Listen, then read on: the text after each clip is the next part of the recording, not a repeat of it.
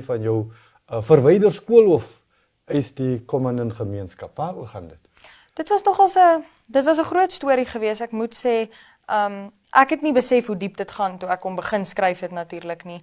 Maar dit gaan oor Ouas Primêre Skool wat in Katatura is. Se skoolhoof dreig dat sy die taal van Khoekhoegowab gaan wegvat by die skool. En dit is nogal dis skokkend dat daai dreigement daar is en dat dit so lyk, want dit is 'n Damara taal en dit is grootendeels 'n Damara area daar waar Ouas Primêre Skool is, en ek het toe nou 'n bietjie gaan ondersoek instel en bietjie met aktivis Sean Garisep gepraat. En Garisep het toe vir my gesê dat daar's 'n klomp agterdogte dinge wat aangaan. Hy sê byvoorbeeld dat die Ministerie van Onderwys 'n ondersoek begin het sonder dat daar 'n formele klag ooit ingedien was.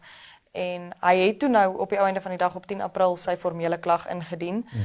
En hulle is nou besig met verdere ondersoek, maar op dieselfde tyd is die skool en die ministerie besig om poste te adverteer vir ander tale, nadat hulle nou net gesê het hulle wil nie noodwendig hierdie taal wegvat nie. So dit lyk baie agterdog, en dit is nog 'n ontwikkelende storie, so ons sal dit nou nog verder volg.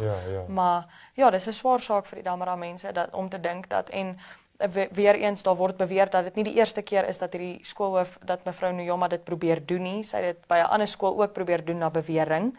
So ja, ons volg die ontwikkelende storie.